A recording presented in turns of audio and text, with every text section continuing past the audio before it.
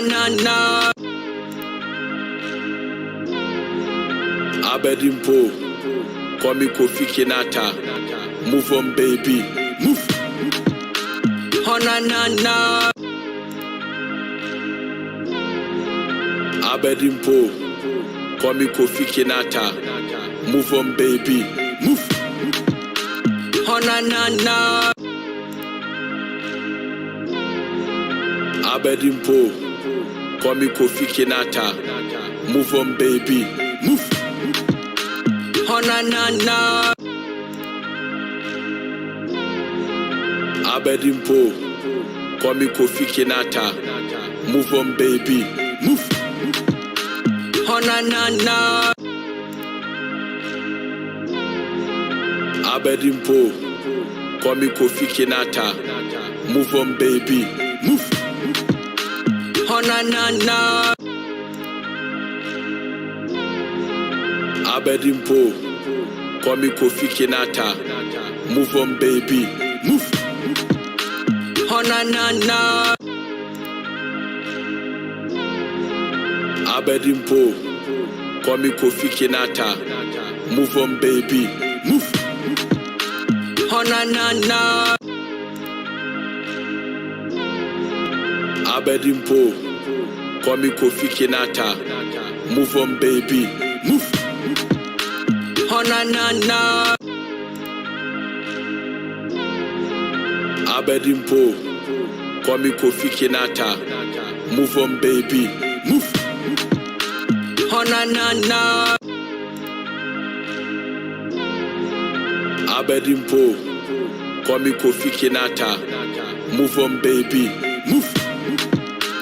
Oh na na na.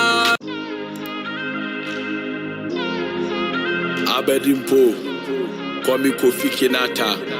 Move on, baby, move. Oh na na na. Abedimpo, call me Kofi Kinata. Move on, baby, move. Oh na na na. Abedimpo, call me Kofi Kinata. Move on, baby, move. Oh na na na. Abedimpo, call me Kofi Kinata. Move on, baby, move. Oh na na na. Abedimpo, call me Kofi Kinata. Move on, baby, move. Oh na na na. Abedimpo, call me Kofi Kinata. Move on, baby, move. Oh na na na. Abedimpo, call me Kofi Kinata. Move on, baby, move. Oh na na na. Abedimpo, call me Kofi Kinata. Move on, baby, move. Oh na na na. Abedimpo, call me Kofi Kinata. Move on, baby, move. Oh na na na. Abedimpo, call me Kofi Kinata. Move on, baby, move. Oh na na na. Abedimpo, call me Kofi Kinata. Move on, baby, move. Oh na na na. Abedimpo, call me Kofi Kinata. Move on, baby, move. Oh na na na. Abedimpo, call me Kofi Kinata. Move on, baby, move. Oh na na na. Abedimpo, call me Kofi Kinata. Move on, baby, move. Oh na na na. Abedimpo, call me Kofi Kinata. Move on, baby, move. Oh Oh na na na. Abedimpo, Kwame Kofi Kinata. Move on, baby, move. Oh na na na. Abedimpo, Kwame Kofi Kinata. Move on, baby, move. Oh na na na. Abedimpo, Kwame Kofi Kinata. Move on, baby, move. Oh na na na. Abedimpo, Kwame Kofi Kinata. Move on, baby. Hello, thank you for joining We Need to Talk. My name is Abna Usua. Thank you. I know it's been a while we've been on the show, but here we are. Before we get started, I'd like to say Happy Independence Day to everybody that is in the US of A, and Happy Independence Day to my guests because they are all from the they're currently in the US of A. And so today's show is gonna be the second part of the last show. But before we get started, I just want to educate a little bit about Angola. Angola is a country of the continent of Africa. Angola has a population of 31.83 million. It is located in southern part of Africa and is highly influenced by the Portuguese and the Brazilians. The people of the Republic of Angola became independent in 1975 with Luanda as its capital city. It is Africa's 7th largest country with an area of 481,400 square miles. And it is also the 23rd largest country in the whole world.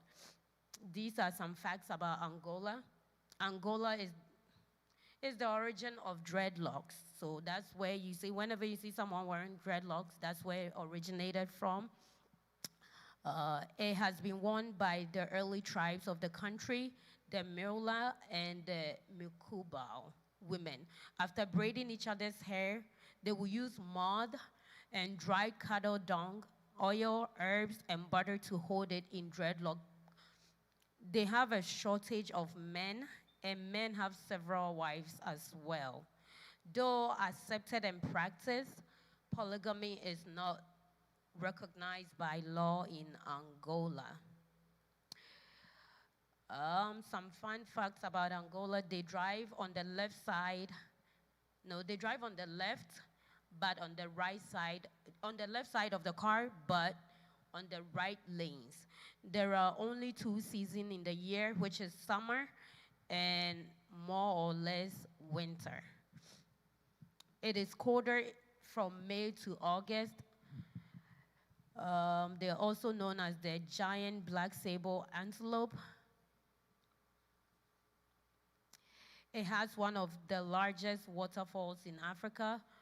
Ruacana Falls flow into Kunene River at the Angola-Namibia border, and it also is one of the largest waterfalls in the continent, both in volume and in width, measuring 2,300 feet wide and 390 feet high. And then also one interesting fact about Angola is about 75% of their population are between the ages of 20 and 30. So they have a very young population. So again, thank you for joining us live for We Need to Talk today. My name is Abna Usua. Now we're gonna get started, so I would like my guests to introduce themselves. Some of them, they are familiar. You're gonna be familiar with their faces because this is not their first time, but they're gonna introduce themselves anyway because you might be watching for the first time. So we're gonna start from the gentleman on the left with his arm crossed. Can you please introduce yourself? Yes, sir. Hello, viewers. My name is Kojo Entry. Please, you have to say a little bit about yourself. Don't be shy. I'm Kojo Entry. Say a little bit about yourself, something interesting about yourself. Oh, and I'm a father of 2. Uh-huh. And a Ghanaian. Okay. That's it? That's it. Okay, there's not much to you, right? No. I'm sorry to hear that. You? Hi, my name is Michelle. I enjoy cooking and makeup. Okay. Hi, my name is Emma Prempe. I'm an undergrad at UT Dallas, majoring in biology. I like to cook, and yeah. Sorry, you too. Hello, my name is Sandy Kusi.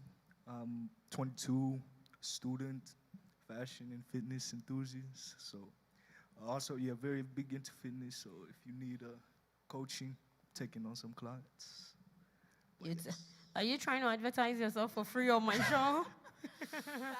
Sir, you're going to pay me, okay? We didn't discuss this.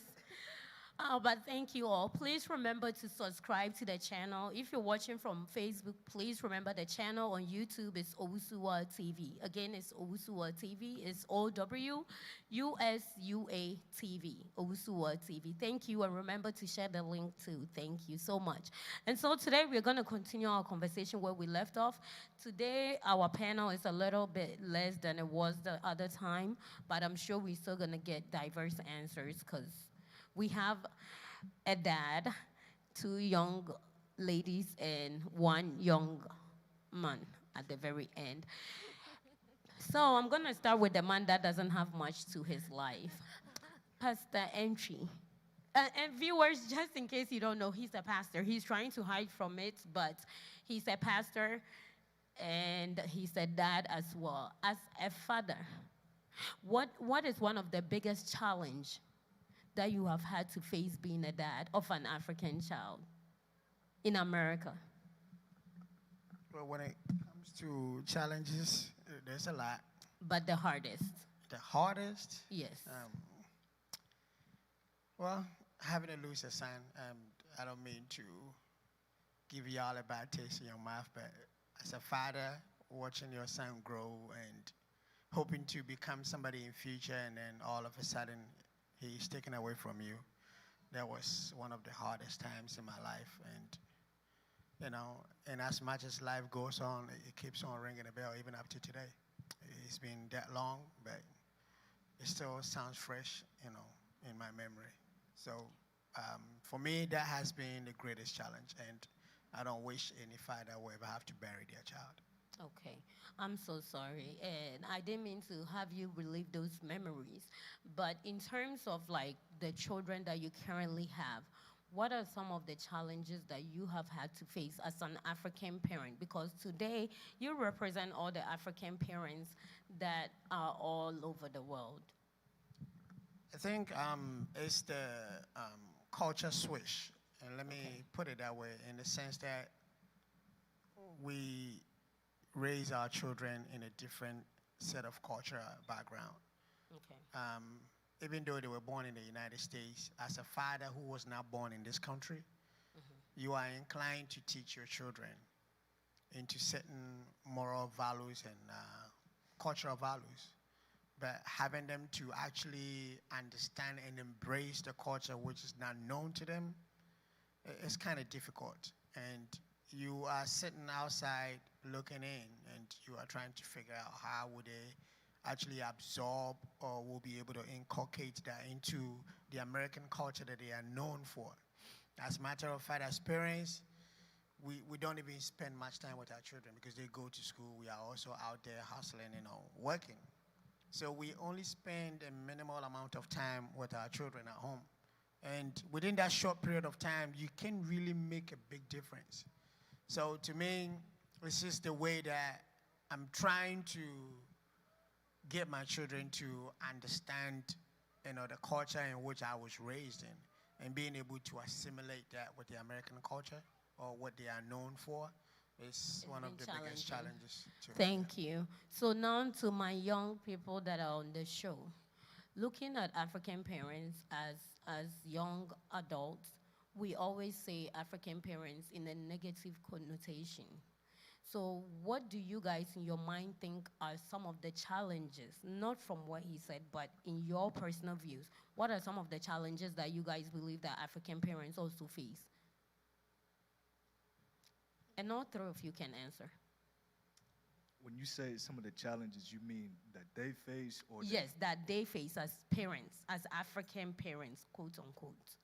Or do you guys even believe that they face any challenges at all? I do. I think one of them is like conforming to like the society Okay. and like trying to accept it because that's like what their children Mhm. are being embraced in or are learning from. Uh-huh. So and back home they were taught something totally different. Yeah. Their mindset is literally back home, even though they live here in the States and they have a whole family, but seeing like their children grow up and learn different things from school, from like movies, TV shows, social media, the internet, and even like their friends, the people they're around, like people who influence them. I think it's like a big thing for them. And it's just like, I feel like they kind of struggle with themselves trying to understand, but then they only know what they know or like what they've been taught or what they've learned back home. So yeah, I think that's one of like The challenges that they okay. face. Thank you, Alma. So, Sandy and Michelle, what are some of the challenges that you guys think that the African parents also face? I would say one of the challenges they face, like what Emma was saying, I think also like the cultural shock, since they grew up learning something and then they come here, have kids, and then it's totally different here. So they have to try to balance what they know from back home to what it's over here, so they can try and combine it, and their kids will have like an equal understanding of both parts that they come from. Yeah. Okay, what about you, Sandy? What are some of the challenges that you believe that African parents face? I think there's a disconnect between like the kids and the parents, especially for the kids who were born here. Like I think, like from both sides, it's difficult for them to understand. Like maybe for say, like when you're going through something in school and things like that, like they'll say, "Oh, well, just that's not anything," and stuff like that. And because what they had to go through in Ghana and stuff like that, like it's different.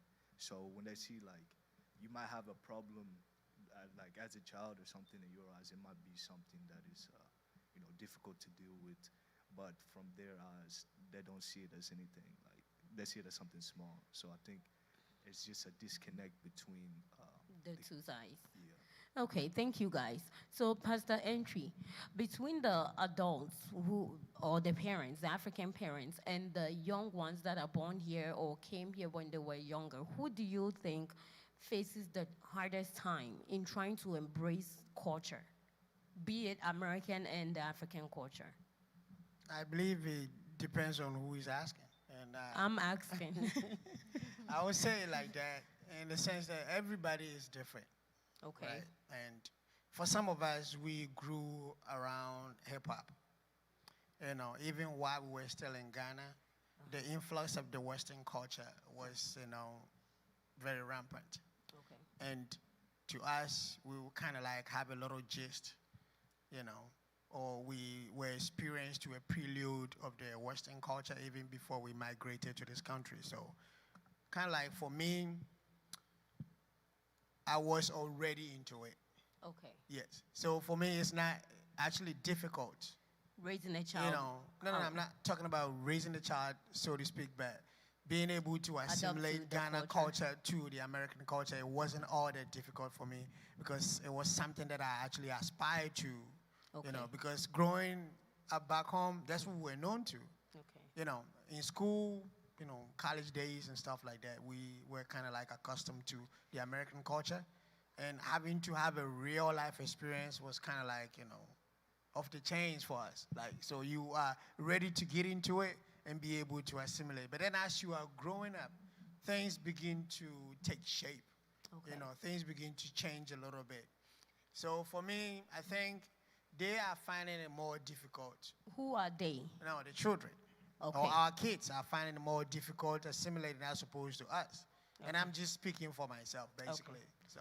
All right. Yeah. So do you guys believe that we, the young ones that are African living outside, faces the most challenges, or do you guys believe our parents are the ones that faces the hardest challenges in terms of culture? Because they are from home and they want to incorporate that into us, and we are here learning this and then dealing with them trying to make us like it is back home. For me, I was at first initially I was thinking the parents, Okay. but I'm going to side on with like the youth and like The young ones. the young ones, and we can debate on this because you know like you have parents who have like a certain mindset from back home and what they know and like what they were like raised with, and they come here and yeah, they still have to like conform to society because like, you know, you can't cheat the system, like you have to do it in a certain way. So, but for like the kids, the young ones, it's like at home, like their parents want them to act a certain way, be a certain way, you know, like study a certain way, all of these different things. And then outside of that, they're experiencing a whole different thing. You know, you have other people be like, oh, be yourself, be free, you know, do whatever you want. And then you go back home, and then like it's a totally different thing because your parents, even inside the home and outside of the home, they want you to be a certain way, act a certain way because, you know, the African community, we tend to, we want like us to like be in a certain way, like, you know, everyone has to, you know, be There's together. an image you have to Yeah, be an on. image you have to like uphold to. Mm-hmm. So even with like the adults and the kids, because you know outsiders, you're gonna be talking, and they don't want them to talk about your family members and all of that stuff. So that's what I So would you say. believe that the Yeah. young ones faces the most Yeah, because challenges? it's a lot more pressure on us because we have to deal with like like in our home and then outside. Okay. What about you, Sandy? Do you agree to what Amma is saying, or you differ? No, I actually agree. I think that it's more difficult for the young ones, especially, I'll say like for me personally, like being born here and stuff like that, because it just, so you have the disconnect, and then I feel like those who, like Uncle was saying, you know, they were already kind of getting assimilated to the culture and stuff, like the Western culture had already moved over. But plus too, you know, when they come here, they already know like you have your family name, like they know like I'm Ghanaian. They already have all of that culture already. Foundation, yeah. Yeah, but being in like speaking for myself personally, in like the American system, I mean, it's still like, I remember being like young in school and stuff like that, and I mean, you could tell like, you know, you go into a classroom, you could tell like, you know, like the different groups and stuff like that, like who's with who, stuff like that. But people would just assume that, like, just seeing me, they knew I was like African, obviously, but they'd be like, ah, yeah, like, are you from Nigeria or something like that? Like, and I'm not gonna, like, when I was younger, sometimes I'd be like, nah, well, like, sometimes I'd be like, You yeah, deny sure. it, basically. You don't want to be. Oh, yes, but sometimes, like, if they would just say it, I would just get to the point Yeah, where, just like, go with it. just, yeah. But that's what, so I think, like, yeah, it's harder for, like, the younger ones. Yeah, because you're not, like, to be honest, you haven't been around enough and you haven't done enough to know, like, specific things like that. So you can't, like, it's harder for you to be, like, you know, firm and stuff like in who you are. Okay. Can I add something? Yeah.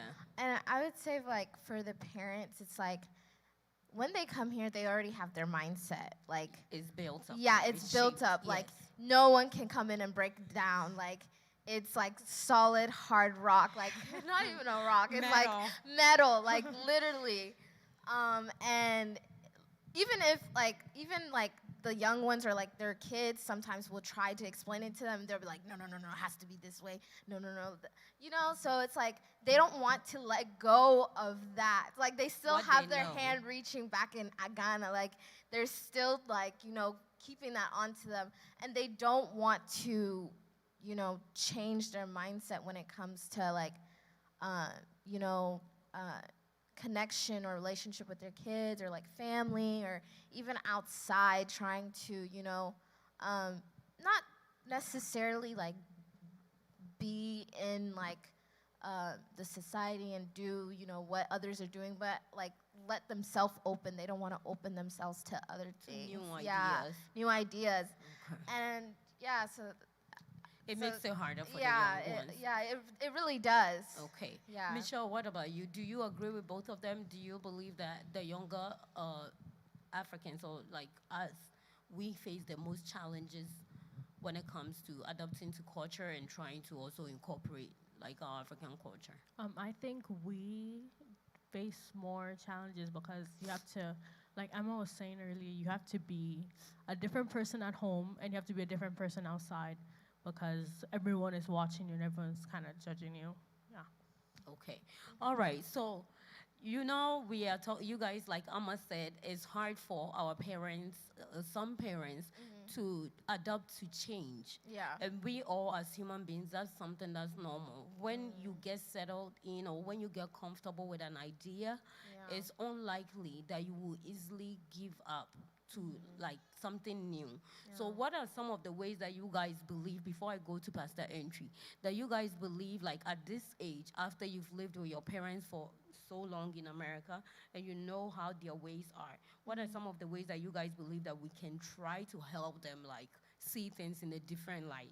Or is there even a way that we could do that? This question.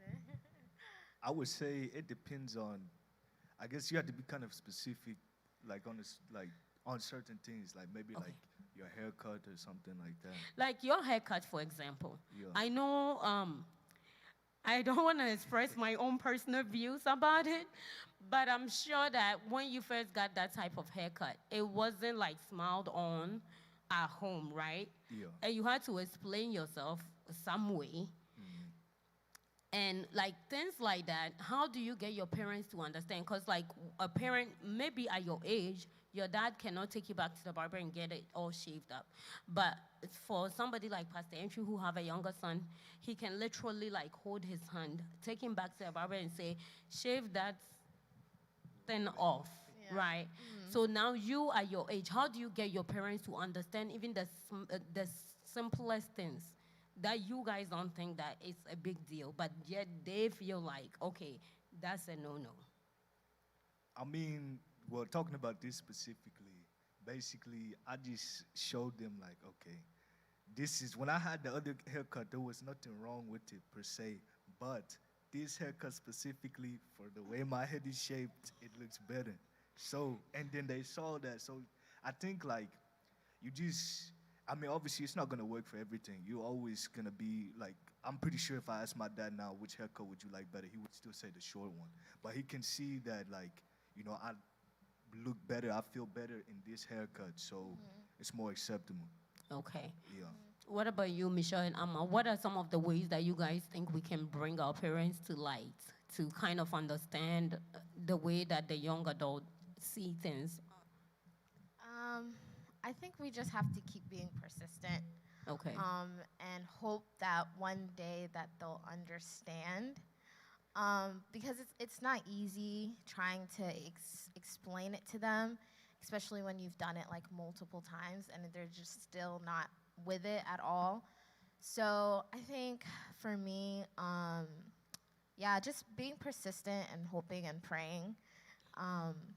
And like honestly just like communicating with them to like let them understand how I'm feeling emotionally about a certain thing, that I want them to understand, like it's like important to me. But I'll give one example. So like one of my friends, in order for her to go out, she made a whole PowerPoint for her mom to see. Like she laid it down because her mom would not let her go until she had like valid reasons to go, and she had to show that on a PowerPoint. And this is, yeah, African. She's Ghanaian. Shout out Ghanaian mom, and she had to do all of that. And so, yeah, that was... Did it work? Yeah, it worked. At the end of the day, it worked. See, so but yeah, when you lay it see, down, yeah, you have to be hard too on them to let them know, like, hey, this is what I want. Like, this is what I want to do. I know you don't see eye to eye on me right now, but like, you know, like, I want you to see this because this is important to me. And like, and then I think slowly but surely, like, they will start to understand and start seeing it. Okay. And that's like the most important part. Michelle, well, like what everyone had said, like you have to be willing to explain it to them and explain why you decided to take the choice you have decided. So just explaining to them, and Emma said being consistent and letting them know, okay, this is why I'm doing it. It's okay for me to do this. It's not bad. It's not hurting anybody. So it's okay, and just explain to them. Pastor Entry, so you are more modernized, but today I want you to be in between because you're representing all the African parents out there. Don't let them down on the show, please. But you're modernized in the way that you speak and the way that you see things. And like you said, I mean, maybe it's with like the older generation Africans, but the younger, like his age, back in Ghana, I know they were watching like hip hop, rap, and all that stuff on TV. So they kind of they had an idea what it was like out there. And like he said, he familiarized himself with the Western culture before he even came here. So in trying to adapt to the culture and the way things are here, it was easier. But here we have like older generation who, excuse me to say, and this is not to make it look bad, but some of them were not watching TV. Some didn't even have TVs. Yeah. And so they were not seeing what was out there. And like, it wasn't like our time where we have social media. You can be anywhere in the world and know what's going on everywhere in the world. Yeah. And so it was like, that's the only world that they know. And now you've brought them to like a whole new planet. But Pastor Entry, when it comes to like the African parents, do you, as a parent, think you guys take feelings and emotions of your children into consideration when you're taking decisions, or no? Well, again, I can't speak for everybody, even though But you want me to. generalize. I believe, apart from the, idiosyncratic disparities, everybody is different, like I said earlier on. Yeah. When you go to a society, you need to learn, right? So you look around the environment, you adapt to what's going on, and then you just bring your own little pieces to it and just make the whole thing blend. And that's how, to me, things work. But for me, as far as decision making, I will guide you, I will show you the door, but you're the one that has to walk through it. You know, for instance, I want everybody to understand, especially the young generation, that we are watching. We are watching. For me, I learn a lot without people even realizing it. Just the other day, my daughter was a little peeved that I was using the word lit and on fleek. I know it's a TikTok jargon, right? It's a jargon But for I the younger think generation. you're too old to use See, this. that's the problem with y'all. So, me using the term should even give you the hint that I know the culture that I find myself in. So if I'm to help you, I should be able to know a little bit. She might think it's a flim-flam, but at the end of the day, I know exactly what I'm trying to do. What was the word again? But are we here to do dictionary English? No, I said didn't. Flim-flam. No, the jargon that you were talking about. Oh, late and on flake. And at what point do you use lit? Oh, I was just joking around. So in what sentence did you use lit? I want to make sure that you were on point. I said that this show is going to be lit. Oh, Okay, that's yeah. not bad. Yeah. That's so It's you on fleek. used it right. Yeah, he Okay, did. so you think I didn't know what I was saying? I do. But for her, she's like, You're why, inspired. So Dad, you probably why are you using this term? It's not for you. It's not embarrassing. Okay, good. Fine, you might think it's embarrassing, but I'm just trying to assert a point that, hey, I'm in this with you. Yeah. I know what is going on. I can relate. And I believe that's what every parent should do. As much as, we are from Africa with a different background, we need to look around and see what our daughters and our sons are doing and just Yeah. try to toe that direction a little bit. That's how, to me, you understand them. So when they are making certain decisions, you're already there with them. Yeah. You're not going to superimpose yours. See what I'm saying? Because we Yeah. live in a free country. Yeah, that's true. We live in a free country, and I believe that everybody, in as much as you have a little bit of intellect, you should be able to make certain decisions for yourself. Okay. Yeah. Thank you. I want to say something. Yeah, my mom has also been using those. Words lit. Yeah, no, because Esther says like it's giving. It means like, oh, it's like good, like it's a good thing. And so my mom's been using in that too. She's been saying it. So like, yeah, I totally agree with what he said. Okay, Yeah. but I mean, just right now when Pastor Entry was saying lit, and Michelle was saying, yeah, but don't use it because it's embarrassing for her. So do you guys believe that you guys are also open when your parents are trying to adapt to like recent times and culture too? Yeah, I do, yeah. Yeah, it's kind of To be. it's weird to hear because you know usually you use that like language around your friends and stuff like that. So you don't But- expect your parents to be using that? Yeah, but I don't think it's a problem with it. Like Would, if you specifically heard your dad say, "Yo, Sandy, that hairstyle is lit," how you gonna feel? I would be like, what did you do with my dad? You see? No, So but you guys I are would- also not I would appreciate open-minded. it though because it's like he's trying to like be. After you come back from coma, probably. But Right. that's like one aspect That's of one the whole aspect. thing of like But, the like, big picture. Yeah. When we talk about culture, like look at American culture, for example. You guys at this age, if you see your parents take your younger siblings or allow like your younger siblings to date at maybe let's say 12 or 13, right? How would you guys feel about that? What would you guys think? Wait, I'm sorry. What was I said if your parents were to allow your younger siblings who are like 12 and 13 to date right now, what would you guys think? Well, for me, I wouldn't have a problem with it because I would feel as I paved the way for you to get that opportunity. So, So you- I would be proud that So you are the they're founding lady of yeah, the they're dating. opening up to the idea. Okay. Okay, that's good. All right, so the same question I asked Pastor Entry earlier. Do you guys believe that our African parents take into consideration feelings and emotions of their children? I would say not necessarily. Yes, to a certain extent. I don't think they, even if you did something wrong and they yell at you or and maybe they say something like maybe coming off as really harsh. I don't think they mean to say that like to hurt you specifically, but I think they're just like disappointed or whatever and like, oh, like I can't believe you did that.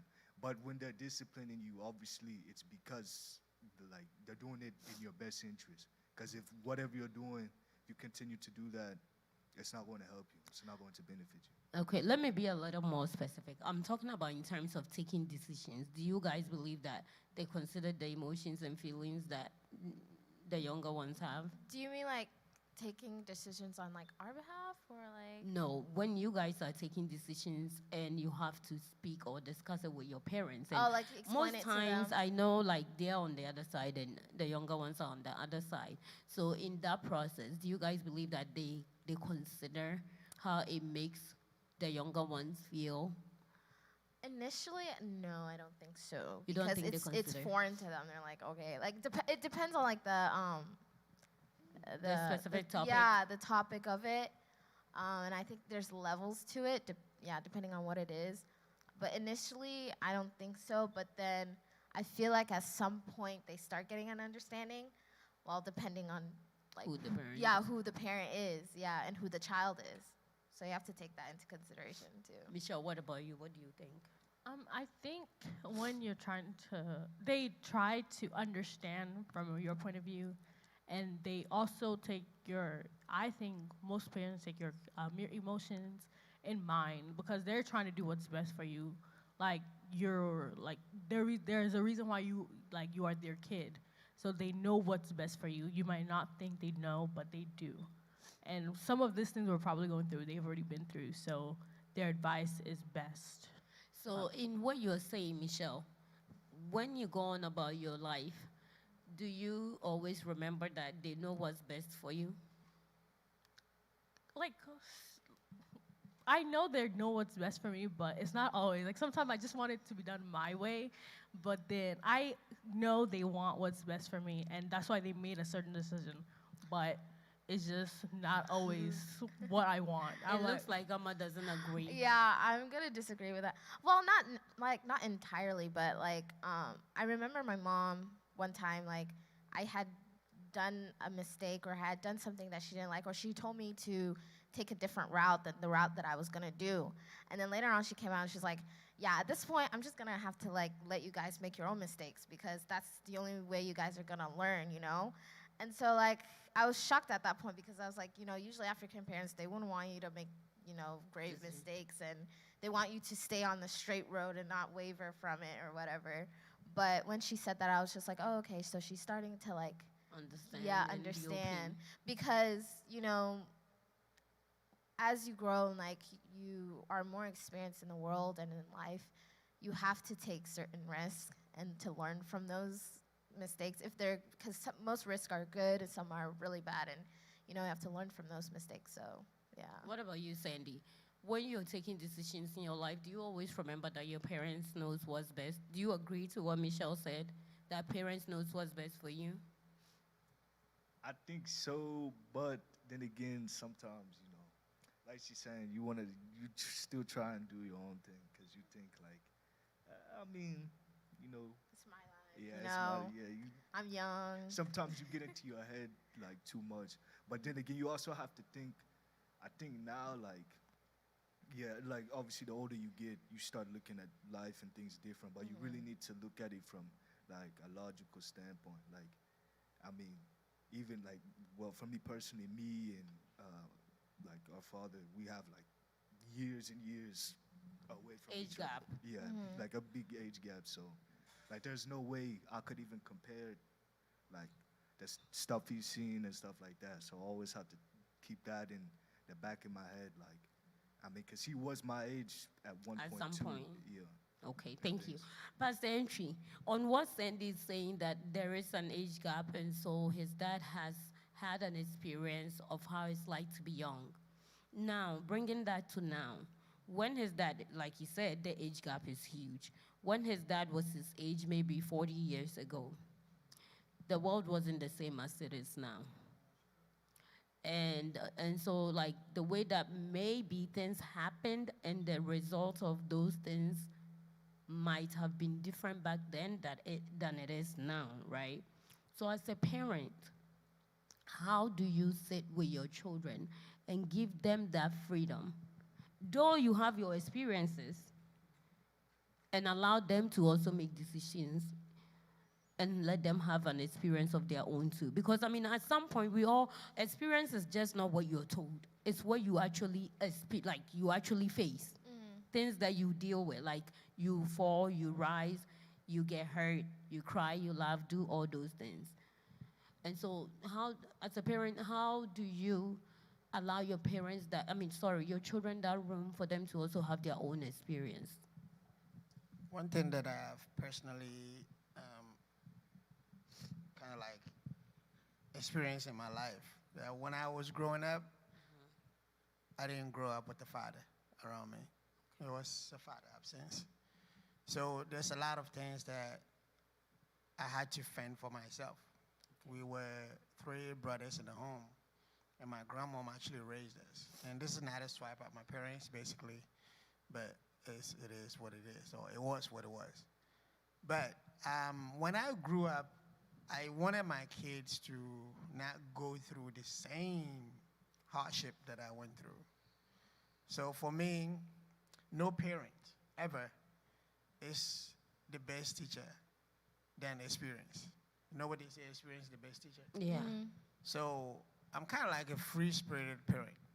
I will let you have your way, but then I'll warn you that, hey, you have to live with the consequences of your actions and inactions. Yeah. Whatever it is that you're doing, you have the brains enough to think differently from what I'm telling you. But at the end of the day, just understand that it will bounce back to you. Whether good or bad, you take it as it comes. So for me, as a parent, and again, I'm speaking for myself, I don't know what is happening in different At the homes. house. Yeah. I will just let you have it your way. First of all, I'll try and come in and tell you, hey, these things that you're doing, it's not right. But it's up to you to either listen to me or not. But at the end of the day, whatever happens, it's either I will tell you, I told you so, or you yourself will think and say, had I known.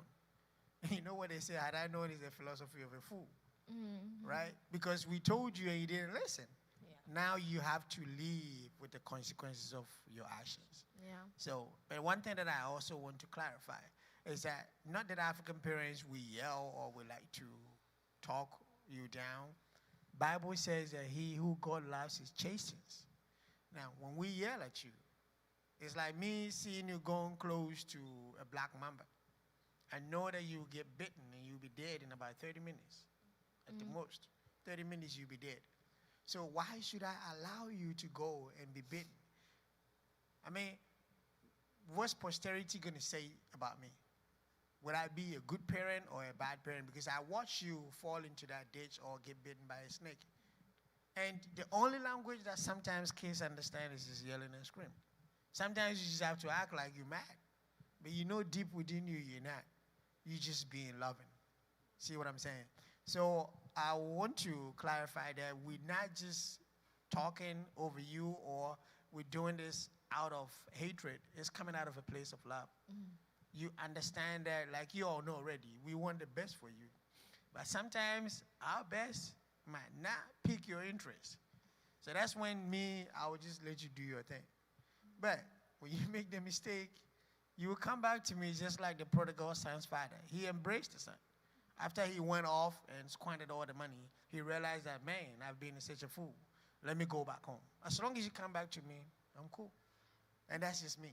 But I don't know what's going on in other homes. So, yeah. You know, Pastor Entry, right before we had the show, we had the conversation, and then I kind of figured out how, like, you think and the way you see the world. I was like, I made a wrong choice. Because I wanted a parent. You want me to go on the other side? Yes. I can do that too. You can't, because it will not. It's not natural for you. You're not that type of parent, and you know this is what like the young adult aspire our older parents to be, for them to be understanding, accepting, and also be open-minded. I mean, nobody is sitting here saying that they have to be exactly as the people that are here, but you know, like they said earlier, it's so challenging being in a place where like in a small part of it, there's this big expectation, and then in the bigger part of it, there's also this big expectation, and trying to find that balance in between and please everybody, it's not easy. And I'm sure that at sometimes you guys yourself get confused on your identity, because you don't know if you relate, you cannot relate too much to your parents because they are like way on the end of that spectrum. And then you can also relate to like everybody that is outside because they're also way on the other side of that spectrum. And so where do you guys fall in the middle? And at this point, who are you able to like truly and sincerely connect with? But can I just say something? Yes, you if can. that's okay. I believe that there's a saying, if you go to Rome, do what the Romans do. Okay? I think we take it on the surface. It's something more deeper than that. Because I believe that some of our fathers who are older than me, you know, have that colloquial mentality. Fine, that is okay. But as the years are progressing, things are changing. You have to be able to be agile, to be able to adapt to changes, you know? And you travel 4,000 or 5,000 miles over the Atlantic Ocean. You are in a different land. I understand you trying to make things better for your children. But also, you need to make changes in your personal life. Because you cannot bring the hey mentality from Africa into America. You might go to jail. You know why? Because it happened in my home, right? You know, somebody that I don't want to mention name, when I had a reported mom, that mom was yelling, blah, blah, blah. Mom actually spanked her with a hanger. It was almost a big deal, right? It was a big deal almost. Well, I mean, I always say almost because they didn't go to the side of the law. But we had to go and face principal in the school. I mean, I didn't even want to say anything. My mom, she just told her mind. And at the end of the day, we were lucky that the principal understood where we're coming from. So you see, let's just leave that old kind of mentality back home. It's dead.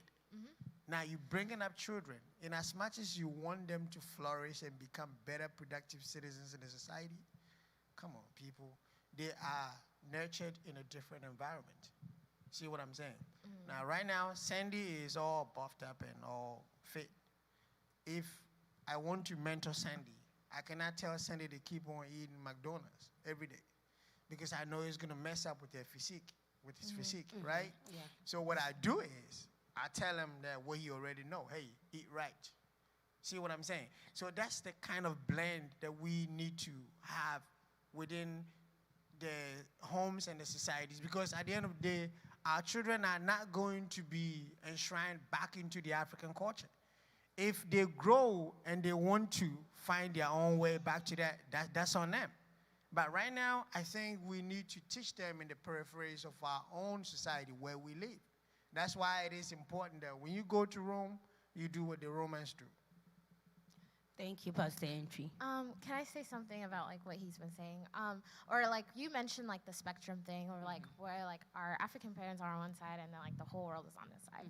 I feel like for us as young adults here in the U.S. as African Americans, I think we should just take parts of both sides and like take it with us and like draw our own spectrum, you know, and like make our own path with it. And he also spoke about like the Black Mamba thing, where like, you know, there's like a parent who's like yelling at them or telling them, hey, don't go to it or you'll be bitten, you'll be dead in 30 minutes time.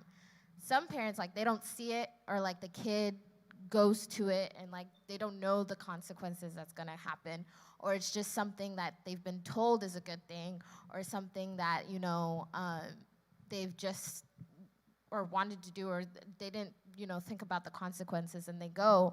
And instead of the parent, you know, like, you know, trying to comfort the child after it's gotten bitten, like, they will still continue to yell and be like, oh, it's your fault, this, and this, and this, and this, and that. And I think that's one, like, mindset, like what Uncle was trying to say, like, we should change, because instead of like comforting the child and like trying to help the child so like they can live and like take them to the hospital or like take care of them after they've gotten bitten, no, they'll sit there and they just yell and then they will say, accuse I told you yeah, so. I told you when so, I was yeah. saying this meanwhile the poison is It's going like, up the But Yeah, isn't that natural? Because it is you not know, natural. you are Like, made known. sometimes, you know, one of the things that the parents, like, their focus is on just being right all the time. Yeah. Versus, like, getting the children or getting the young ones to where they need to get to. So, okay, if a snake bites your child after you've told this child, don't go near that snake because it bites, and you're standing there next to that child and saying, you bad child, I told you, don't do this, don't do that. Meanwhile, you know the snake is poisonous. Taking them to the hospital, no, you just want to get it out there that you are right. Yeah. Instead of like taking the child. I believe this is an isolated incident, but I mean, yeah, but it's just no, like no a, parent will reality, watch their though. baby laying down. I mean, in it's pain not that, of but a we're black talking mamba in bite. general. While No, but trying that's to say, like oh, a I told you hypothetical so. thing. Like, it's just Yeah. like an example, but it happens in like multiple situations that children like of this age face. Like, instead of like if like when they do that bad thing, or like they've realized, oh, they've messed up, They've or, made a mistake. yeah, and like they have to deal with the consequences, and they want someone to like comfort them, or they want to tell their parents or something like that. They're kind of shunned away. Like, they're like, oh, why did you do After this? I told yeah, you this. after I told, like, And you you see, said that too, you Pastor have to Andrew. go Well, and yeah, I mean, I'm just saying, do it on your sometimes own we should and also figure it out. understand. That's why I said mean- there are individual idiosyncrasies. Everybody is different. The way Yeah. they treat certain things, the way they see certain situations. Pastor Right? Entry, So I- for me, I'm just saying, I'm that mama bear type, right? I yeah. can cuddle you, and at the same time, I can also be rough on you. Yeah. When I find out that I told you this and you didn't do it, and now you are in this mess, and as much as it's not gonna kill you or hurt you at the spell of Yeah, the but moment. some mama bears I are can not like scream that. and yell at Yeah. you, and then later on I come like, hey, you know, what you did was wrong. I told you this. Next time, don't do that again. That's what she's saying, but that comes back down to me saying that you are modernized in your thinking, and so you don't speak in terms of the way a typical African parent would speak. Yeah. I don't think Because- it's a modernization because I learned a I lot. believe. Yeah. Well, how do you I learned a modernize lot. yourself? By learning. By learning, But yeah. and then learning, you can only learn when you're open-minded to new things and new ideas. But if you pick a book, like let's say I want to know how to cook jollof, And then I already believe that I know how to cook jollof, but looking at somebody's picture, I think it's nice. And I take the book and I read it, I'm like, oh, I'm still gonna make it the way that I'm making it. I mean, at the end of the day, even if I read what the recipe says, I've not learned anything because I was not open-minded in the first place. I still believe what I knew was better. And so that's what we're saying. The typical African parent is one that, like Amma said, they came at an age where their brains were already developed. And when they get here, even though you're saying that when you get to Rome, do as the Romans do, they will preach that to the children. When in terms of like making decisions to do right things, like let's say education or something, they'll say, oh, you have to make sure that you utilize the opportunities. Yeah, this is America. But then on that from that same parent, they'll say, you are African. Don't go do this. Don't say it this way. Don't act this way because you're African. But that's what we're saying. So if you're going to tell somebody else that they have to do as the Romans do, sir, you also have to make sure you're doing it as the Romans do. Because at the end of the day, the whole point is getting to where you need to be. It's not about who is saying it or who is not saying. I mean, Pastor Entry, when I sat with Oreku to have like our interview, the things that Oreku said was very in-depth. As anybody at his age, for somebody at his age, he's really wise. But I cannot look down on what he said because of his age, but rather listening to the words that he used.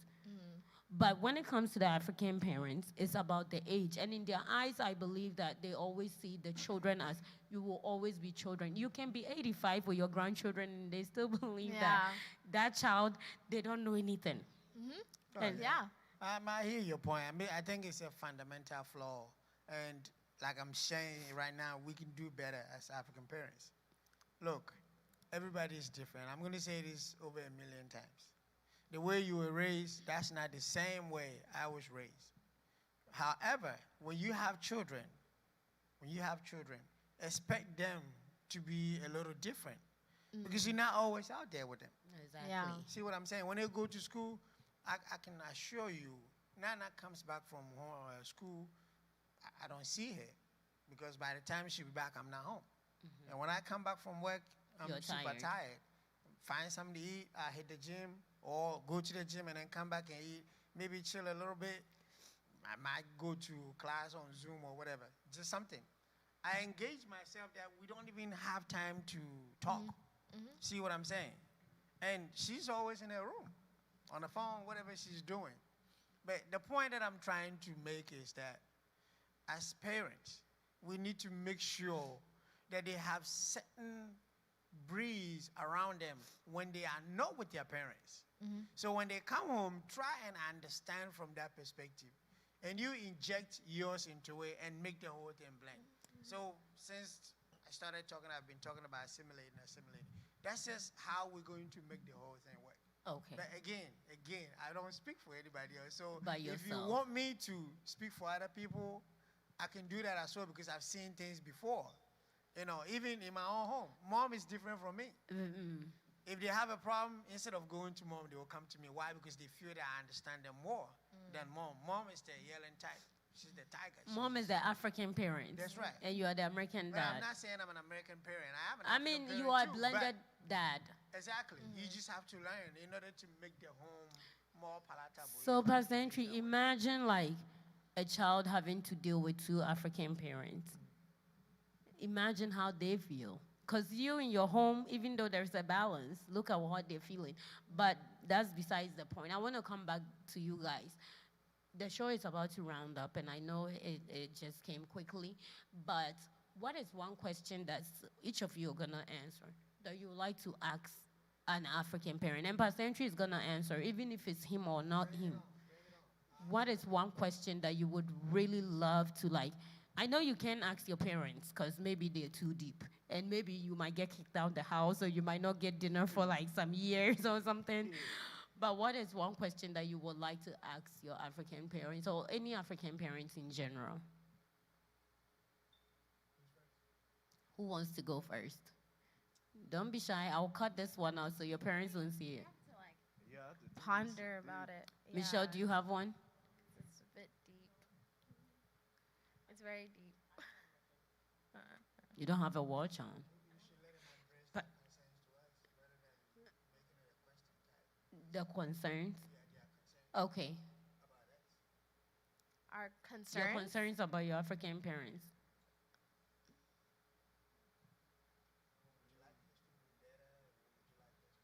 Mm.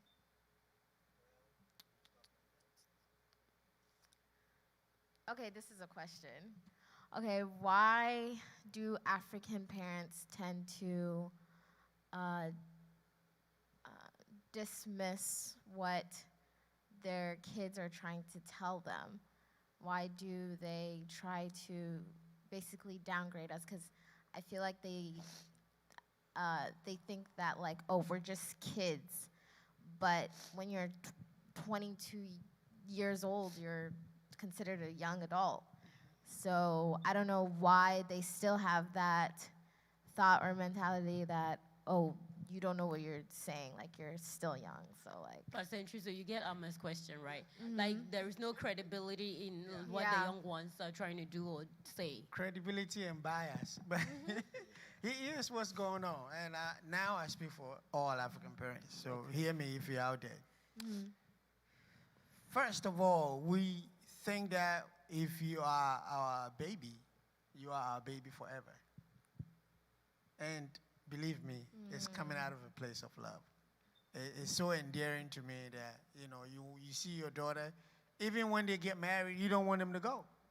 Like we're talking outside, and then the dad asks, so are you taking my daughter away right now? Meanwhile, the engagement just got finished. What were you expecting? You expect your daughter to stay home and cook for you. And it gets to the point when you find out that you are going to be bereft of your love. Yeah. And it's so hard to let go. The same thing with how we see y'all. Like, you're thinking that, oh, you still a baby. You still my child, so I don't think you know better than I do. So whatever you say is kind of like throw in the trash. So but it's like it shouldn't be like that. So it's like an experience thing. Pretty much. And then secondly, most African parents think that once you live under my roof, you ain't got no You sense. abide. Even if you Or- don't live That's under the their worst roof, one. abide by once my you are my rules. child, You you know what are I'm still saying? gonna abide by my And rules. I'm just going to sit here and apologize on behalf of all African parents because I'm your mouthpiece today. Please, that is too colloquial. Let's just try and shy away from it because our children are growing and they need to understand certain things. And in order for them to be able to do that, we need to meet them halfway. Yeah. So, Ama, that's your question isn't answered. Yeah. Yeah. So basically, to sum up Ama's question is why African parents dismiss the thought process or like the decisions that their children are trying to come up with, even at an older age. And Pastor Entry basically said because you are not experienced, and I think you will never level up because you never reach them in age. So they will always believe, like you said, it's your baby, but your baby is no longer a baby. Like these women sitting up here are not in diapers, and I'm sure that they can do so much now. So they're not the same.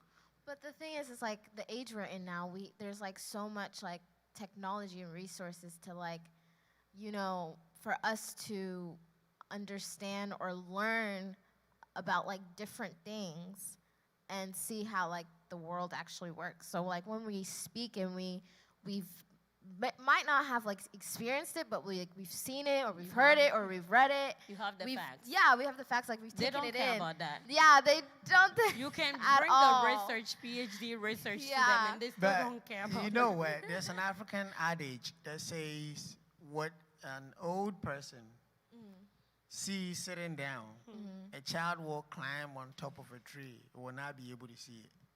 It's all about the experience factor. Okay. In this day and age, there's technology, there's everything. You can be an expert in a particular issue overnight just by Googling, Yeah. right? Yeah. So we are not wired like that. Why is it so? Because during our time, we had to do the real work. And we feel that everybody should do the same thing. And I can understand. We're not trying to say that you're not smart. But for us, we think that you actually took a shortcut Yeah. in getting to where you are, as opposed to how we had to go through that long route in order to get to where we are. So we believe that we are much, much more experienced than you are. So That that's makes just a sense. generational gap issue. Yeah. Sandy and Michelle, do you guys have your question or concern that you wanna ask, or from an African parent? Because think- Pastor Entry is really ready to. Pastor Entry, as they're thinking, I can ask you mine, right? What is this whole negative feeling, or like this ill feeling that African parents has about dating for young ones, for not like teenagers and up? What's this ill feeling that they always have? It seems like it's like a very uncomfortable topic that, at least for people that are my age, especially for the female, dating is like, it's almost like no dating, and then when you get to 25, I want my grandchildren. Yeah. Okay, how do you expect somebody to like give you grandchildren when the person has never dated? Never You never dated. wanted the person to date, and then you want them to, and then if God save you if you go have children out of wedlock, that would be something else. So what is this ill feeling that African parents always have about dating? Yeah, because we're trying to make sure, just like you said, you don't have a child out of wedlock. You know, children, when you give them 1 yard, they make it 10 yards. Yeah. They take undue advantage. And Some children. that is true. Every child. Some. Okay, well, whichever way you want to put it. Some. But as far as I'm concerned, every child will take undue advantage. And as a parent, you don't want them to fall into a ditch. Like I said earlier on, you are trying to make sure that they don't even have a smidget of that mentality about dating, let alone going out there to practice it. Look, the way we were raised up, it's just the Judeo-Christian principles that we were raised from. Yeah. That's what actually brings about the whole thing. Because we were told that dating is wrong, because we believe that you might have sex and commit fornication. See what I'm saying? So we don't even want you. See no evil, hear no evil, right? Just don't look, don't touch. It's just plain and simple. So that's just the way, but we don't really have, a negative idea about dating. Dating is a beautiful thing, if you ask me. Because for me, in the olden days, there were betrothal. Like a woman would be betrothed to a man.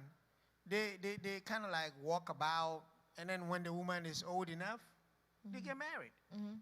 Mary was betrothed to Joseph, right? We know what happened. She got pregnant even before she got married. If If it was it an wasn't- African look, parent, you don't know that. You know what would have happened right there. See? So even though this was a divine intervention, the whole society frowned upon it because they didn't know what had happened. Everybody was like, oh, just go ahead and divorce her. And back in the days, all you have to do is just write a letter. Hey, just pack up your stuff and go. Yeah. So that kind of mentality is with us. So, Pastor Entry, I'ma hold on before you go. So when African parents think about dating, they just think about sex. And that's why they don't want their children Of to do that. course. But then, this is where it comes down to like parents being open-minded. Because when you talk to these ones and you ask them about dating, dating is when they're trying to speak to people to figure out who they are compatible with. So they have not even become exclusive. But in the olden days, or in the minds of the... Oh, before we go on, Pastor Entry, at what age did you start dating? Be honest. No, I'm not going to You're married, just be honest. Look. You don't want your children See, to know that's the the truth. thing. They won't tell They us. won't tell you their story. Yeah, their story. I Uh-huh. can if I have to. Yeah, so But- tell us. So that we Is So that they learn relevant? from it. No, but Yeah. is that relevant? Yes. It's very relevant. It is relevant. Because If you care you've to made know. mistakes If you going care to down know. that path. Have you? Yes or no, maybe. Okay, if you care to know. Yeah. I want Don't you lie. to You make your own. So you you are want to pastor. tell them? I want you to make your own deductions, Uh-huh. right? I met my wife on December 24th, 1996. Hey, Okay? Wow. So, just hear me out. We got married wait. 2003. Did you date before her or she was your only date? Be honest. And your wife is watching. Okay. I Cut don't know the why tape. you're putting me in the spotlight, but yeah. So you dated before her? No, I didn't. So she's your first and only She girlfriend? was my first and my wife. No, I'm saying date. Oh, I'm not Abena, talking about the listen, extra stuff. Would you rather have me finish the story? Go ahead. You want me to tell you the story? The So, truth, when we nothing but met the each truth. other, we dated from 1996 all the way to 2003 when we got married. But in between, right, in between, something happened. So I was on my own a little bit, you know, like doing my own thing. 'Cause I Which was one is your own I was a thing? really bad man. And you see, it brings up to the same point. At that time, when I was just chasing women, or should I put it, women chasing me, whichever way you want to put it. No, you were chasing It women. doesn't matter. It does. Whichever way you want to It put it. Does. Well, yeah. If I had gotten somebody pregnant at that time, I don't believe my wife would have married me after the fact. So hold So on. you see, no, I'm just trying to make a point. So your wife was your first date, Yes. and she wasn't your only girlfriend because you said in No, I between said you were after the doing your fact. own thing, Yes. and then afterwards you went back to her and she accepted you. Oh no, she was still my, you your know, side chick. not side chick. What do you mean side chick? She was your like. Let's just like. No, she friends was with my, benefits? she was my sweetheart, right? But then you But- had other stuff. Okay, going on. let me finish, Abena. I was not getting everything that I wanted from her, so I had to get it elsewhere. Really? Oh yes, really. I'm sitting in a church. I can't even lie about this. So No, the- I was just doing my own thing on the side while still keeping my sweetheart, right? You know what I'm saying? So He's being honest. This I'm is just how being it is. honest. And take a cue from this. Look, at the end of the day, I was just doing myself a big disservice. You know why? Oh yeah. Because anything could have happened Yeah. with the other girls. And not just one, not just two. I had a lot of girls. Hey. I mean, a lot. If anybody knows me, you know me. I was a DJ, I had a little money on me, and freshman. And you got swag. You know what I'm saying? Yeah. Well, Yes, yeah, sir. we're not even talking about swag right now. But everything was at my disposal. Yeah. So who would? I was a fool too. You know what I'm saying? Until when I came to my senses and I'm like, no, what am I doing? So when it got to the time that we had to get married, my wife was like, yeah. So I had to hide everybody else. Hide. Yes. Cut them off or hide. One time she was on the phone with me, like she called me. No, actually she called, and I was sitting with another girl. And the phone was in my pocket. Back in the days, the type of phones that we use, it was not touch screen. Yeah. And I was wearing a tight jeans. So as she kept on calling, I was just moving my leg, and the phone answered. Look, this is the truth. All the conversation, she was heard. listening. Everything, right? So after listening to everything, she hung up, and then I tried to call, she wouldn't answer. She was pissed off. But we're still here. Now Yeah. that's real love. So how'd you get it? How did you resolve that? That's none of your business. Sandy, don't you want to learn? You see me in chambers, I'll teach I you think some he tricks. understands. Yeah. no, But this is I good. had to go down on my knees and apologize. Even have to the point of lying to her that, hey, she's just a friend. But that was not the truth. She heard everything.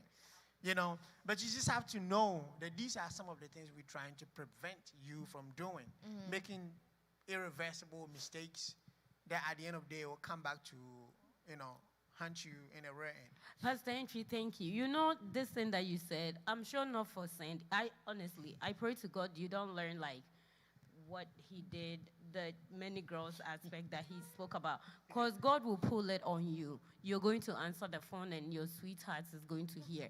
But for you women, I believe one lesson we can learn from Pastor Entry, that at that point, like all these in-between girls, he wasted their time. So I guess like in us trying to understand them They as well. wasted my time too. No, they didn't waste your time. Yes, you they were did. wasting their time when It you had takes your two to tango, sweetheart. Abena.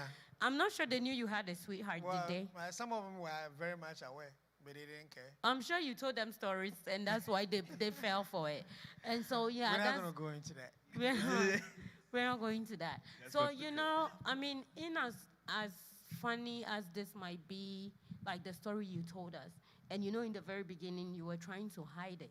But these are some of the ways that these ones can learn. It's not always about, it's because some parents will say, I don't want you to date, period. Yeah. Okay, why? Because we are afraid. Yeah, but you have to explain. Like you telling us Well- the story now, I'm sure your daughter is sitting there saying like, the next time she Did you meets, see her face?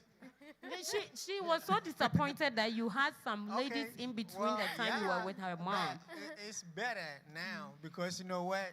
For me, I learned a very hard lesson. See what I'm saying? And I said to myself that I will never let this repeat itself.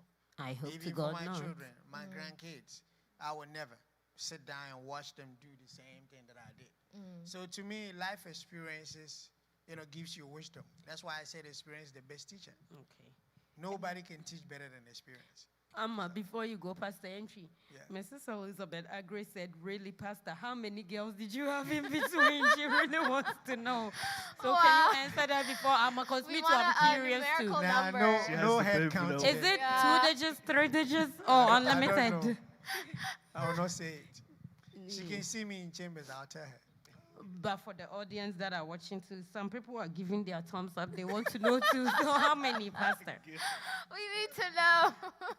Please, no. We need to talk. It's all about the truth. You have to tell us Well, the truth. I think I let the cat out of the bag already. So, yes. Well, It doesn't matter how many cats came out of the bag. Pastor Entry's wife, if you're watching, please, this is in the past. Nah, you she know. already knows this story. Okay. So, yeah. I guess you only knew about the phone call one, but like he said, he had other ones that were like also there. Amma, what's your question? Yeah, I was gonna say with the first question that I asked and the one we're just talking about now, I feel like it's a bit ironic because we're like when we were talking about how like kids, like parents, African parents tend to be biased when it comes to like kids like children's thoughts or like their kids' thoughts about decision making. But then when it comes to y'all's, it's like, okay, you said it was based on experience, right? Okay, for us, it's based on experience. So with dating, like we have to experience and we have to learn for our own and we have to make those mistakes as we go. Like you guys can't just tell us, oh no, I don't want you guys to date, point blank, period, like that's it. Like, how are we going to understand? How would they also form their Yeah, experience? we have to form our own experiences too. That's the problem. Because as a parent, when you have your own child, you see. understand where we're coming from. No, Look, I don't. Even But though I you don't have agree. kids, I know what he's talking let me about. just make this point. Let's just be clear. Ladies and gentlemen out there, you all know if you're a parent, there is no way that you want your kids to make the same mistake that you made. Yeah. Just because you're trying to experience it. How about you Then listen you from tell me? them. You tell them what like Exactly the the mistakes. point. Yeah. So for me, I'm So open to dialogue, right? Yeah. I'll talk to you if you want to hear. Yeah. Some like I parents just won't. did. Some parents won't Well, tell yeah, I you their understand that. stories. Yeah. Because in our belief system, we think There's no dating and point. sex whole thing is Yeah. a taboo subject. Yeah. It shouldn't be like that. Yeah, it We're in the shouldn't. 21st century, right? But some people don't get that. They're not Exactly. open. And I will also wager that you cut them a little slack. Yeah. Just do certain things, but make sure you are conforming to the norms of the house Yeah. because you still live under Yeah, their because roof. you have to respect You them. know, Yeah, exactly. I understand that. So it's just sometimes we need to meet each other halfway. Yeah. You got it? I mean, I'm now when I see you, I'll look at you as a whole new man altogether.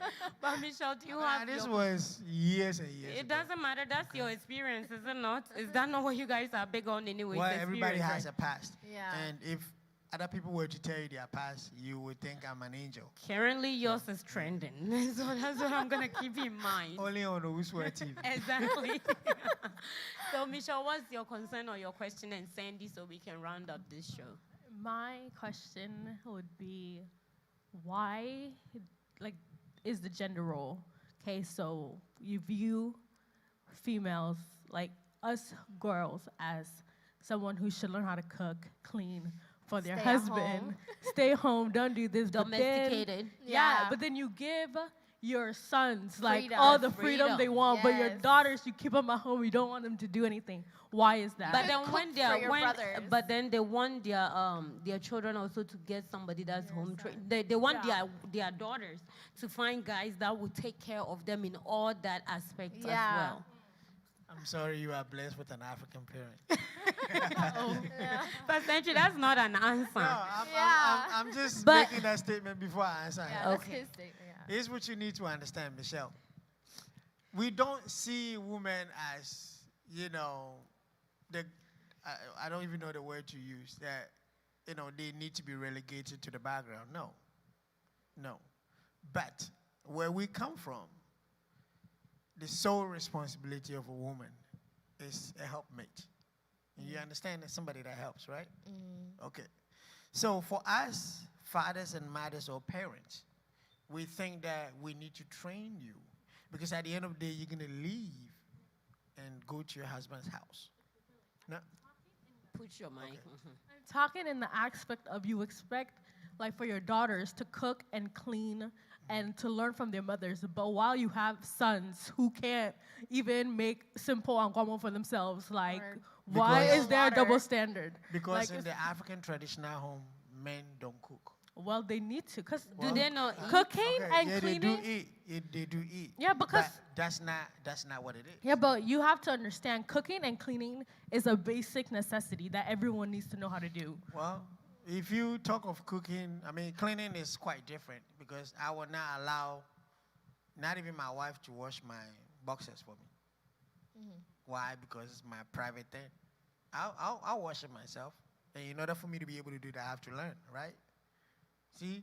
But when it comes to cooking, there's this women are blessed with their fingers to cook better food than men. No. Trust me, my son Oreku, he can make jollof much better than my daughter. Oh, Yes, Wow. that's the fact. And I'm swipe at her or anything, but it's the truth. And he decided to learn it himself. If a man wants to learn how to cook, so be it. Nobody's gonna stop you. But traditionally, it's not meant to be like that. so are you a traditionalist? When I'm talking about traditional, cultural wise, okay? That's not how our homes are made. So if a man wants to learn how to cook, so be it. Okay, so since you just said if the man wants to learn how to do it, so if the female don't want to learn how to do it, they don't have to do it either. Because when you grow up and you get married, it's like a partnership. So I cook, he cleans. He cooks, I clean. Like, you have to switch it off. It can't be I cook, clean, and do everything, and then he just sits there. We can give you all the freedom you want, right? But in the end, you're gonna come back home crying. Why? Because your husband divorced you. Why? Because Michelle can't cook. No, Everyone, I'm I just- can okay. cook, but It's I'm just a just general saying. statement, like you That's said. a stretch. Pastor No, Entry, it's not a please stretch. let her make a statement because there are potential husbands watching now. Michelle, tell them. Okay, Yes. I can cook. Thank you you. very much. My mom taught me well. But Very well. you cannot say that my husband will leave me just because I don't know how to cook. Well, then what is he there for? God gave us both hands, and both 2 feet. So if you want to learn how to cook, like, honestly, you can learn how to cook no matter what. There's YouTube, like, there's so many ways to learn how to cook. And, like, actually, there are more male chefs than there are females. So you can't say that God bless the women with the talent to cook. No. But Michelle, That's not Are it. you a Christian, right? Yeah. You know the Judeo-Christian principles. Let's go into the Bible right now. You tell me a situation whereby a man had to cook in a house for the guests to Pastor eat. Entry. No. I'm just making a point here, please. Let me finish making that point. We are trying to bring you up in a way because the man is the head of the house. It doesn't mean he's the boss. I get that. But you don't want your head to be in the kitchen cooking and cleaning at the same time while Why you not? sit on your tail doing nothing. See what I'm saying? So I understand you brought the concept of, sharing the load. Sometimes we do it. But I'm just saying, fundamentally, that's the job of the woman. And it's not to demean you. So don't look at it from that perspective. So you just told me your mom taught you well. If your mom had the same inclination and the same thought process that, hey, when Michelle grows, she's going to share with the husband, so I'm not going to teach her how to cook. Or she don't want to learn how to cook, so be it. Would That's you be not able what to sit she's here and brag saying. about her? She's saying to teach all genders in the home. So as Well, Michelle is yeah. learning, Judah has to learn too. So we- Judah doesn't wait on Michelle. Okay, So Pastor Entry, I'm not in that house, so I don't you know. know, but coming down to like being open-minded and like the generational gap and how their thought process is different from the older generation. Now, like in your time, in your day, with that phone that you were mentioning, and Sofumame wasn't an iPhone. She asked if that phone was an iPhone. Siri would have said something else. But like in your day when a man was looking for a wife, one of the qualities that they check was that the woman has to be domesticated and know how to like clean, cook, do everything. And like, I know in some homes in Ghana, even if a woman uses like the washing machine, they're like, hey, this woman wasn't brought up well because you're not using your hands to like literally do those kind of things. Yes, because they saw it as like a quality of a wife. A quality wife is one that can like virtually do everything from scratch with manpower. But nowadays, like these young ladies have expectations for the men too, because here they are also like, these men expect them to be educated on the same levels that they have, if not higher. They expect them to be career-oriented as they are. And so if you're putting me to a certain standards, I believe that you also have to meet a certain standards for me. So you coming to the home and saying that I have to cook, then you have to know at the end of the day, certain responsibilities you don't have to share with me, certain expectations you don't have to have for me. And so like now, like Oreku said when we had the interview, he said he doesn't care if his wife doesn't cook. He himself is going to tell her, go to YouTube and learn, or he can go to YouTube and learn. But in your days, if your wife couldn't cook, how dare you? Your parents wouldn't even follow you to go get married to that woman. And so things have changed, like a whole lot. And this is what, like, most times you try to get the parents to understand. So it's not that they are going against, like, you guys' wishes or desires or whatever, but the expectations are different now. Like, I get that. I'm just trying to tell you why we're doing what we're doing. Our background is quite different, right? Yeah. And like I'm saying, if you want to compromise and meet us halfway, we also meet you halfway.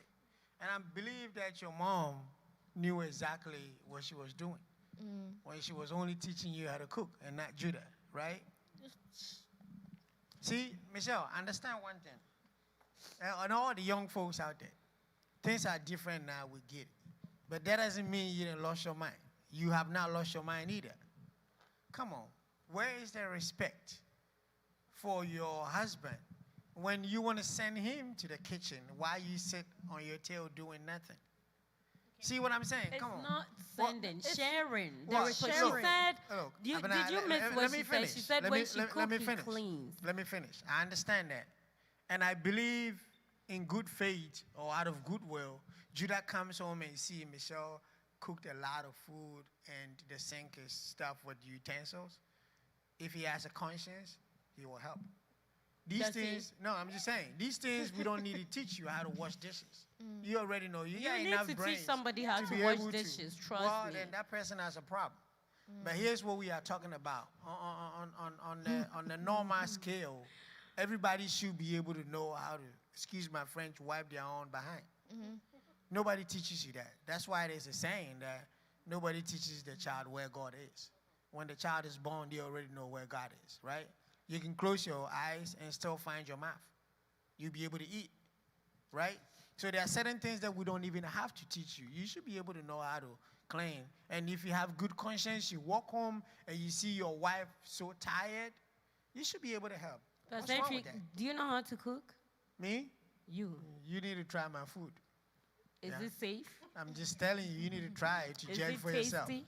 Just, one day I'll invite you. You What come kind and of taste food? it. Every I don't food, want can tea cook and every bread, food. though. That's not food. Okay.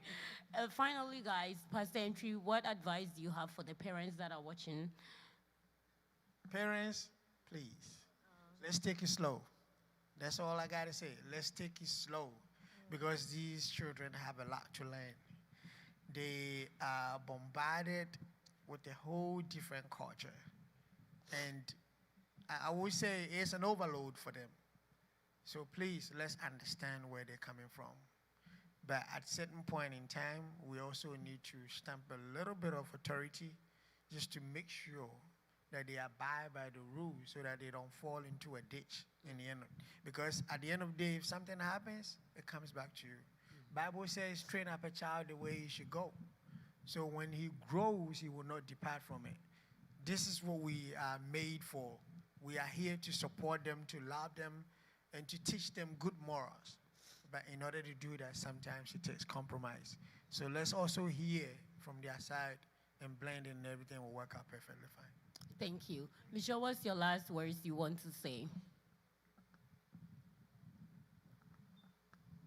My last thing I want to say is teach both your sons and daughters how to cook and clean. Okay.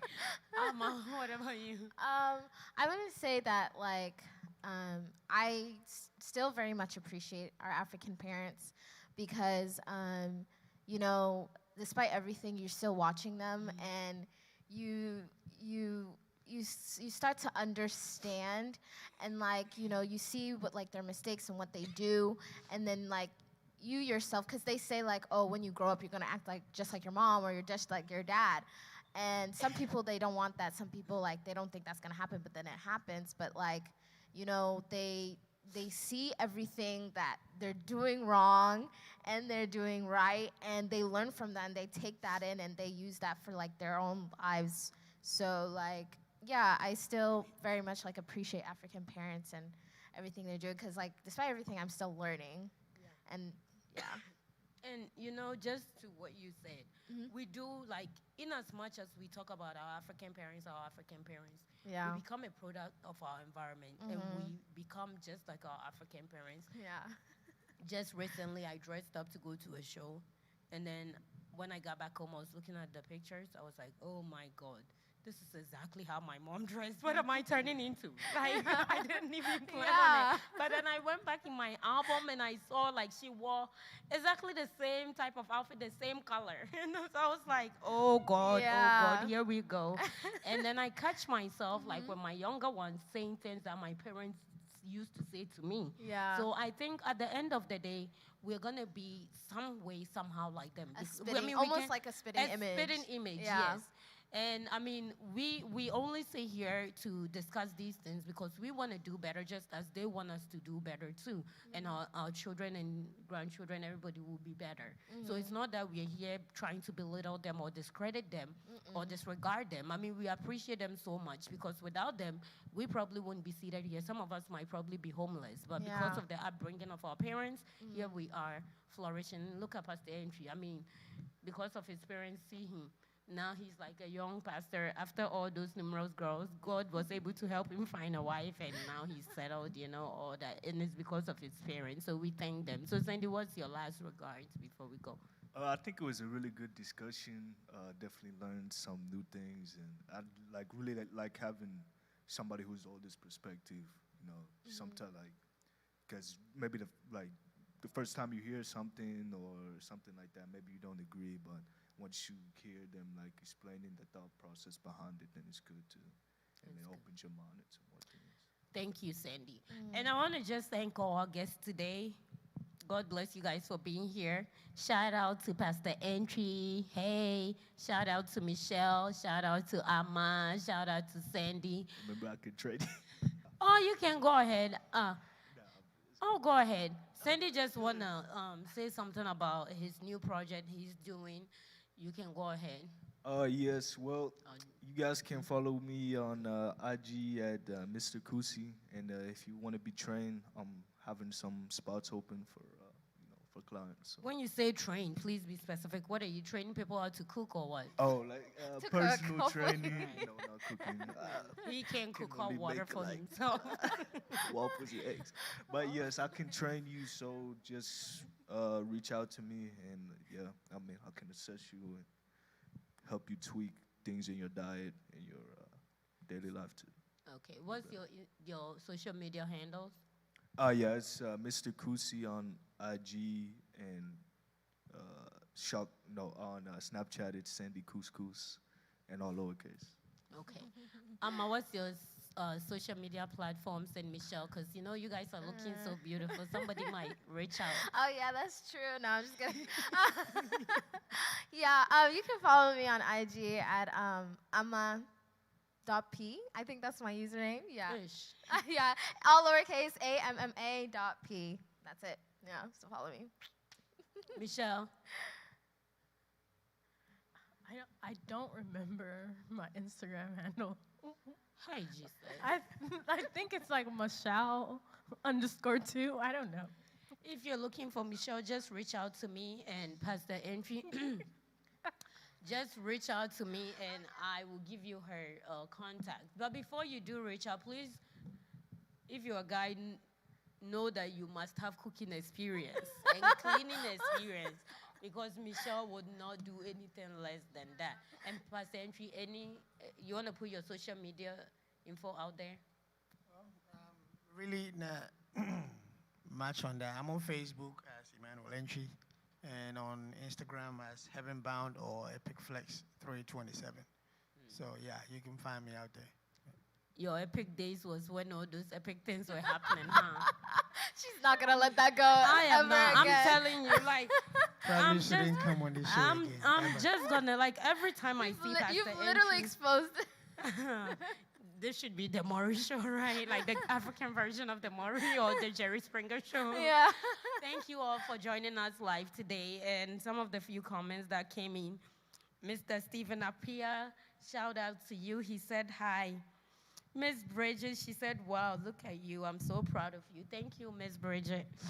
I don't know how to say this name, but you know yourself, you've got a whole lot of alphabet in your name. But he said the intro is let. Then the bride said, good job. Mr. Owusu Banahine Efrifa said, nice and educative program. Keep it up 100%. Thank you. And Tipsy said, great message. Mrs. Elizabeth Agrewell, Pastor Entry. Those were the questions about the women that you were with. And then Anonymous said, happy 4th of July. And then on Facebook, we have here Miss Rosemary Barney. She said, good job, guys. Continue the good work. So thank you all so much for joining us today. Happy Independence Day to the US of A. And please remember, tomorrow is also Independence Day for Algeria. And we're going to be live for We Need to Talk on Sunday, July the 18th. Please remember to subscribe. Pastor Entry, remember to subscribe. And please remember to hit that notification box so that way, anytime we bring on new shows, you'll be notified. You get VIP treatments. So thank you all. Please remember Owusua TV. Remember to subscribe. And also remember O&O Signature. O&O Signature got you covered in all your African wear needs for men, for women, for children, and everyone of all ages and sizes. If you need to get anything from O&O Signature, please contact us at 469-769-2306. Again, it's 469-769-2306. You can follow O&O Signature on Facebook and on Instagram at OO Signature. And then remember, you can also follow Owusua TV on Facebook at Owusua TV and on Instagram on Owusua TV. Thank you so much again. Enjoy your 4th of July and be safe out there. And God bless you, and see you for the next show. Thank you.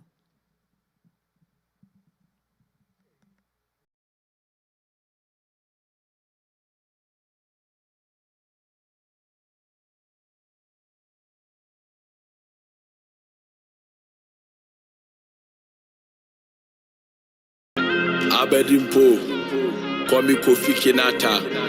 Move on, baby, move. Oh na na na. Abedimpo, call me Kofi Kinata. Move on, baby, move. Oh na na na. Abedimpo, call me Kofi Kinata. Move on, baby, move.